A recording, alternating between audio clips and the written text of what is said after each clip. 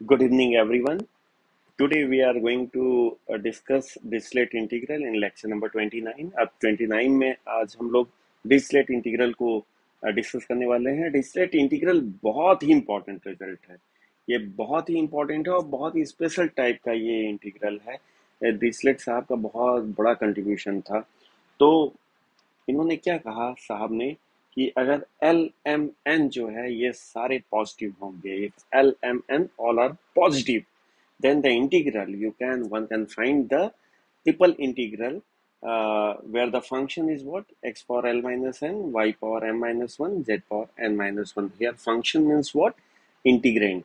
Correct? X power l minus 1, y raised power m minus 1, z raised power n minus 1. अगर ऐसा होता है and then triple integral है तो it is obvious that you need to integrate it with respect to x, y and z.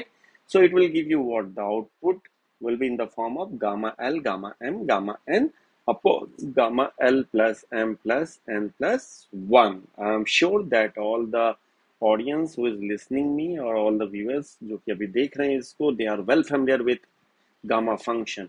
पीछे की class को आप देखो, आपको मजा आ जाएगा. तो ये आपका जो है ये रिजल्ट है और ये डिस्लेट साहब ने दिया था. लेकिन under the condition, what is the condition sir? Here where we, ये वी जो है ना जिसपे आप ये ट्रिपल इंटीग्रल सॉल्व कर रहे हो, वॉल्यूम इंटीग्रल कह लो या कोई पर्टिकुलर रीजन कह लो, वो क्या होना चाहिए? It is a region which is bounded by all the positive coordinates. This is what? X greater than equal to 0, y greater than equal to 0, z greater than equal to 0. तो अगर 3 dimension में आप हो और आप कहते हो x is equal to 0, तो x is equal to 0 एक प्लेन होता है. अगर 3D में आप हो तो x is equal to 0 क्या होता है? एक प्लेन होता है. ठीक है ना? जहाँ y और z जो होता है वो कौन सा प्लेन होगा? yz प्लेन होगा x is equal to 0. वैसी y is equal to 0 भी जो होता है ये एक प्लेन होता है, प्लेन सरफेस होता है. ये कौन सा प्लेन होता है? ये एक्स और जेड प्लेन होता है. इस तरह से z इक्वल टू 0 क्या होता है? ये आपका एक्स वाई प्लेन होता है. तो ये तीनों आपस में क्या है? प्लेन है. And greater than equal to 0 क्या है? पॉजिटिव डायरेक्शन में ये बढ़ रहा है. y greater than equal to 0 क्या है? वो प्लेन जो है उड़न तस्तरी की तरह पॉजिटिव डायरेक्शन जा रहा है. z greater than equal to 0 क्या है? पॉजिटिव डायरेक्शन जा रहा है. And this region is also bounded by this plane x plus y plus z is less than equal to 1. तो x plus y plus z अगर equal to 1 होता तो ये एक प्लेन होता, लेकिन यहाँ पे x plus y plus z less than equal to 1 है, यानी नीचे की तरफ के सारी चीजों को क्या कर रहा है? ये ऊपर से आके बिल्कुल कंप्रेस कर दे रहा है, बाउंड कर दे रहा है कि भैया आप लोग तो हुई, एक मेरा भी कंट्रीब्यूशन लेते जाओ. तो let me to draw a figure जो कि थोड़ा सा आपको इसको विजुलाइज करवाने में ज्यादा हेल्प करेगा. तो उसके लिए हम लोग व्हाइट कलर का चुनाव करते हैं. मान लो ये आपका z एक्सिस है और ये भाई आपका जो है ये x एक्सिस है, ये y एक्सिस है. ठीक है जी. तो ये प्लेन ऊपर की तरफ जा रहा है, इस प्लेन से भी रेज निकल रहे हैं, यहाँ पे ये प्लेन है और ये प्लेन से भी आपकी वैल्यूज निकल रही हैं. तो ये अगर जेड एक्स प्लेन है तो इसको y इजकल टू 0 प्लेन हम कह सकते हैं, इसको आप कह सकते हो z इजकल टू 0, इसको x equal to 0. Positive direction में मतलब कि इधर की डायरेक्शन में आ रहा है, x greater than equal to 0, y greater than equal to 0 इधर की डायरेक्शन में, z greater than equal to 0 इधर की डायरेक्शन में. अब जो तीसरी बातें आती है वो होती है ये चौथा प्लेन. इसकी बहुत अहम भूमिका होती है. x plus y plus z equal to 1 पहले मान लो, फिर बाद में लेस देन 1 को अकेले में बैठ के उससे दोस्ती किया जाएगा. तो अगर यहाँ पे y आप 0 कर दो और z 0 कर दो ना, तो x इज इक्वल टू 1 आ जाएगा. कहीं पे यहाँ पे आप थोड़ा सा इंक चेंज कर देते हैं, ब्लू ले लेते हैं या ग्रीन ले लेते हैं. ग्रीन तो अच्छा कलर होता है. x इज इक्वल टू 1 आ जाएगा. इस तरह से अगर x को 0 कर लो और z को 0 कर लो आप, तो y इक्वल टू 1 यहाँ कहीं कट करेगा और x और y को 0 कर लो, z यहाँ करेगा. तो ये तीनों जो होंगे, अगर इन तीनों को मिला दोगे तो एक प्लेन आपको ट्रायंगुलर सर्कल मिलेगा. यानी कि ये जो आपको मिल रहा है स्ट्रक्चर, इसके अंदर हम लोगों को क्या करना है? ट्रिपल इंटीग्रल को इंटीग्रेट करना है. यानी डिरिचलेट साहब का कोई भी न्यूमेरिकल प्रॉब्लम दुनिया का होगा ना डिरिचलेट पे बेस्ड, मतलब हम एक दो प्रॉब्लम नहीं, हजारों प्रॉब्लम की बात कर रहे हैं सारे बच्चों. कोई भी प्रॉब्लम होगा तो आपको बस एक काम ये करना है कि आपको ये स्टैंडर्ड फॉर्म पाना है, ये आखिरी वाला लाइन. तो स्टैंडर्ड फॉर्म में कैसे आएगा? मान लो 1 की जगह a है, तो हम क्या करेंगे? थोड़ा सा लिख ही लेते हैं यहाँ पे। मान लीजिए x plus y plus z less than equal to a है, तो हमें तो यहाँ पे 1 चाहिए, तो हम लोग क्या करेंगे, x by a plus y by a plus z by a is less than equal to 1 ला देंगे। लेकिन ये 1 लाने के चक्कर में कुछ कहानी में ट्विस्ट आ गया। इसकी वैल्यू अगर हम लोग एक सिंगल, क्योंकि डिरिचलेट साहब ने क्या कहा था, single variable plus another single variable plus another single variable must be less than और इक्वल टू 1। तो मेरा 1 तो आ गया, लेकिन ये सिंगल वेरिएबल नहीं है, तो सिंगल वेरिएबल कोई भी बच्चा भी अगर लिखेगा तो सिंगल वेरिएबल इसकी जगह कुछ और कर देगा, एक्स की जगह यू कर दो, वी कर दो, डब्ल्यू कर दो। तो अब ये क्या हो गया, यू प्लस वी प्लस डब्ल्यू लेस देन इक्वल टू 1 हो गया। और यहाँ पे जो है ना, चूंकि देखो और कंडीशन क्या था इसके साथ कि x greater than equal to 0, y greater than equal to 0 and z greater than equal to 0 था। तो अगर यहाँ पे भी देखोगे तो आपका x अगर ग्रेटर देन इक्वल टू 0 अगर यहाँ पे रख दोगे तो x 0 होगा, तो भैया u तो 0 होगा ही, और ग्रेटर है तो u भी ग्रेटर देन इक्वल टू 0 होगा, v भी ग्रेटर देन इक्वल टू 0 होगा यहाँ से, और w भी ग्रेटर देन इक्वल टू 0 होगा। तो ये तो बड़ा ऑब्वियस केस है, इसमें कुछ दिमाग तो लगाना ही नहीं है, ये सारी चीजें हो जा रही हैं। तो आपको करना अल्टीमेटली ये था। मान लो दूसरा क्वेश्चन कही है x square plus y square plus z square equal to और less than equal to a square है, तो आपको क्या करना है, स्टैंडर्ड फॉर्म में पहले इसको डिवाइड करोगे तो ये हो जाएगा ए स्क्वायर, ये हो जाएगा ए स्क्वायर, ये हो जाएगा ए स्क्वायर, यहाँ पे ला दो 1, और फिर उसके बाद क्या करो मोहन प्यारे, इसको कर दो u, इसको कर दो v, इसको कर दो w। तो आपको ये पता चल गया कि u v w एक्चुअली होता क्या है, और जब वो पता चल गया तो कहानी में कुछ भी रहा ही नहीं, पूरा क्वेश्चन सॉल्व हो गया। तो हम लोग एक क्वेश्चन लेते हैं और देखते हैं कि क्या जितनी बातें मैं कर रहा हूँ उड़ उड़ के, क्या उसको हम लोग आराम से पकड़ के वापस इस धरती पे ला पाते हैं या नहीं। तो हम लोग एक क्वेश्चन लेते हैं और उस क्वेश्चन पे थोड़ा सा मौज मस्ती करते हैं। तो एक एग्जाम्पल बनाने की कोशिश करता हूँ। क्वेश्चन हो सकता है evaluate evaluate triple integral x square y square z d x d y d Z.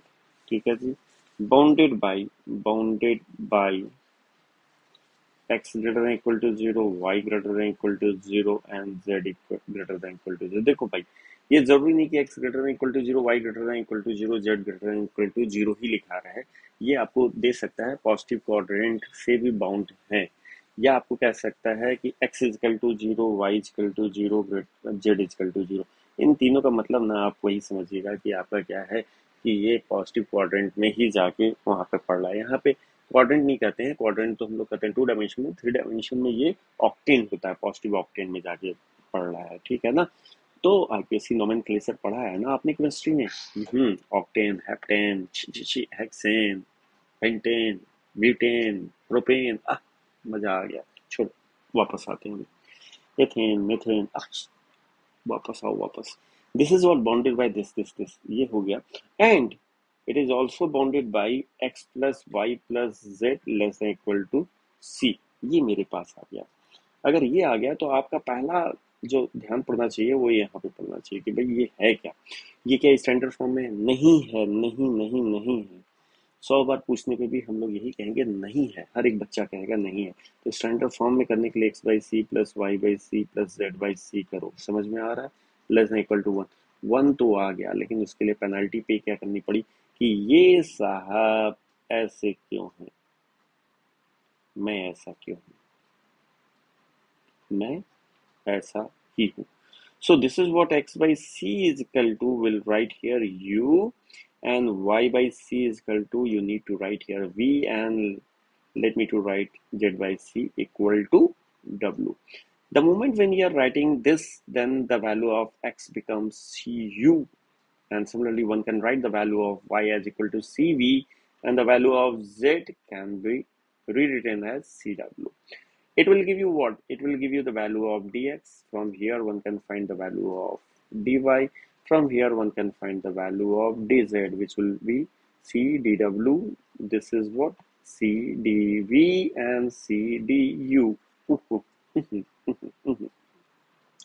ये इतनी वैल्यूज निकल के सामने आ रही है, और अब इसमें हम लोग क्या कर सकते हैं, कुछ तो है इसमें, कुछ तो है। ये सारी चीजें लेके ना आप भाग के चले जाओ अपने प्रश्न पे, और ये प्रश्न संध्या जो है वो आपको क्या देगा, वो आपको कुछ इस तरह का खेल खेलने को देगा।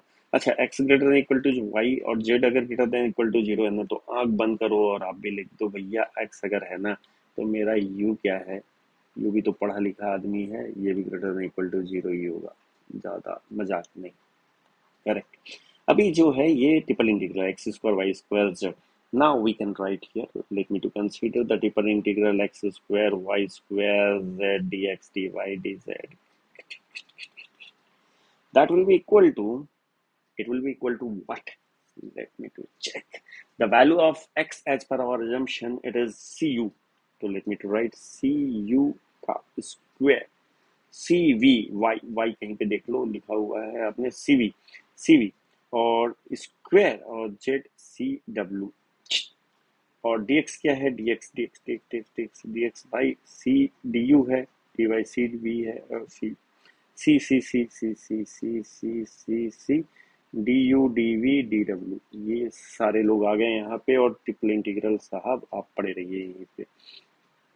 This is what c square 4 5 6 7 8, c power 8 ले लिया बाहर, ये हो गए क्वेश्चन, तो आप अपने आप बनाया करो। तभी मजा आएगा। ये आपके पास आ गया।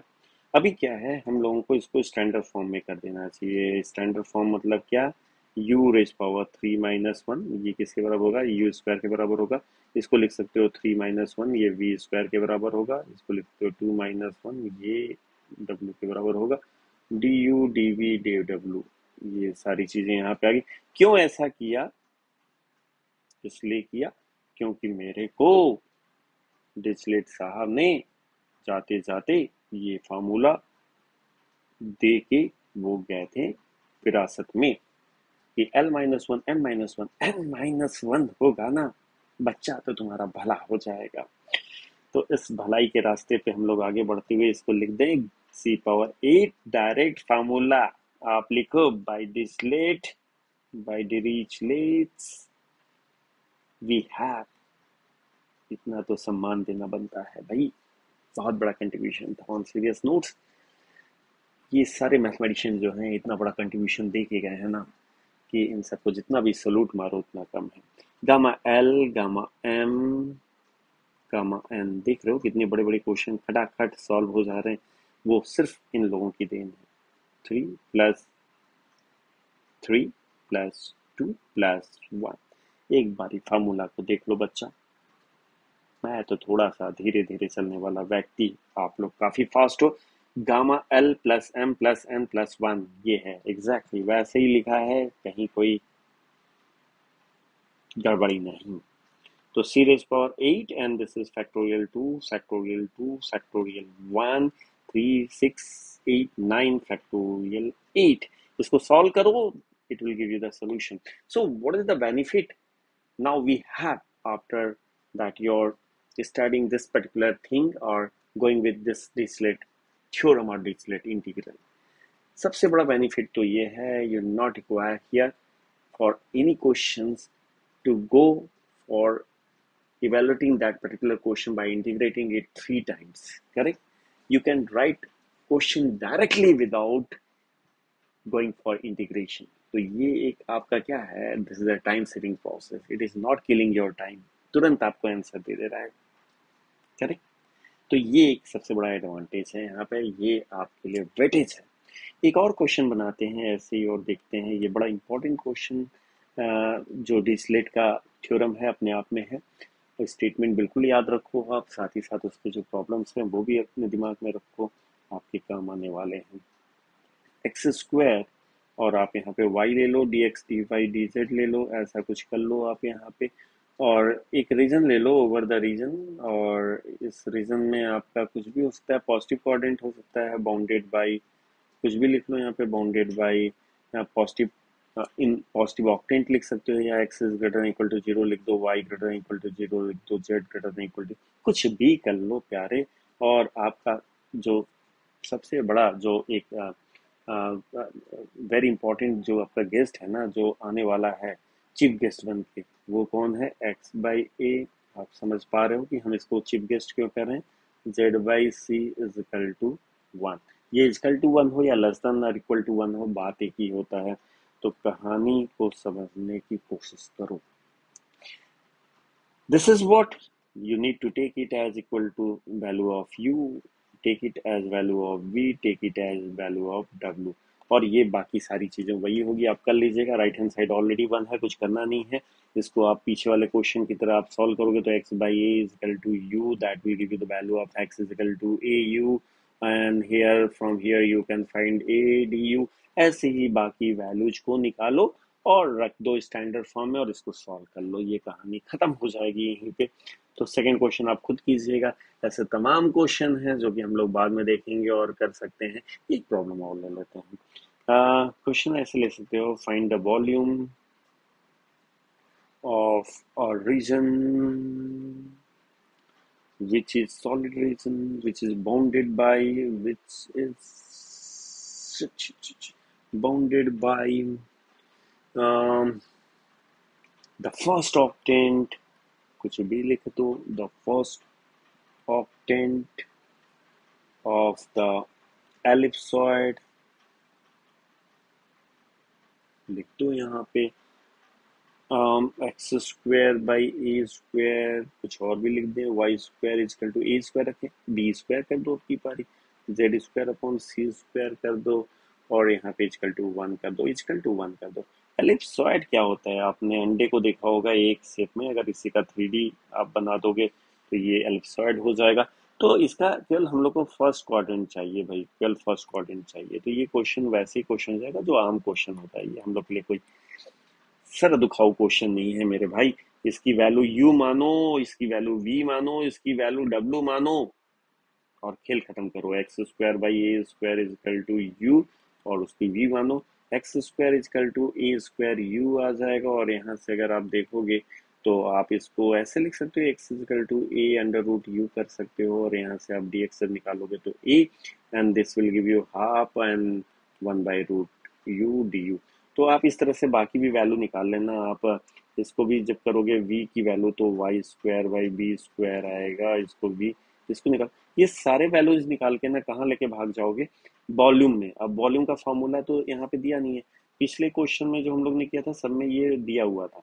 अब यहाँ पे वॉल्यूम, तो वॉल्यूम का फॉर्मूला अगर नहीं दिया है ना, नहीं दिया है ना, तो वॉल्यूम का फॉर्मूला जो होता है ना मेरे प्यारे मित्रों, ये होता है क्या, triple integration d x d y d z, simple formula. जैसे एरिया होता है double integral d x d y, वैसे triple integral d x d y d Z.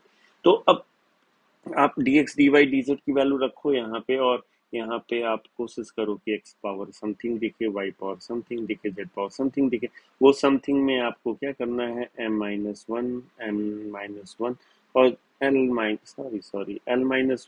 m-1 n-1 के फॉर्म में लिख देना है। l m n को पहचानो और आंसर पाके आप भी खुश रहो, दूसरों को भी खुश करो, ये चीजें होगी, ऐसे क्वेश्चन सॉल्व हो जाता है। एक और इसमें पर्टिकुलर केस होता है, बस ये लास्ट अभी हम लोग इसको द एंड करते हैं। इसमें एक क्वेश्चन पूछता है मास क्या होगा, mass of that body, determine the mass of that body. तो for determining the mass of that body you can apply here one result. We know that in class 11th actually we have already been taught one very important result कि density जो होती है वो क्या होती है, मास per unit of volume होती है। तो अगर वो डेंसिटी जो होती है वो मास पर यूनिट ऑफ वॉल्यूम होती है तो मास हो जाएगा डेंसिटी इनटू वॉल्यूम, लिख सकते हो। तो हम लोग क्या जानते हैं, डेंसिटी इनटू वॉल्यूम जो होता है, बचपन की कहानी फिर से याद आई। तो ये अगर मास हमें निकालना है ना, तो वॉल्यूम की फॉर्मूले क्या होते हैं, ऐसे होते हैं, ठीक है ना। वॉल्यूम अगर दिया है तो अच्छी बात है, नहीं दिया है तो कर लेना। और अगर डेंसिटी भी दे दिया है, मान लो डेंसिटी किसी क्वेश्चन दे दिया के है, तो आप यहाँ पे के लिख लो या बाहर के लिख लो, जहां भी। तो ये आपका क्या हो जाएगा, ये मास का फॉर्मूला हो जाएगा। यानी एक तरह से ये क्वेश्चन हो गया, इसकी वैल्यू निकालना है, जैसे अभी ये क्वेश्चन था इसकी वैल्यू निकालनी थी, वैसे ही आप निकालो और खेल खत्म करो। So this is what the end, आज की कहानी यहीं खत्म होती है। फिर हम लोग मिलेंगे ऐसे ही हंसते खेलते और बातें करते। चलो, जय हो।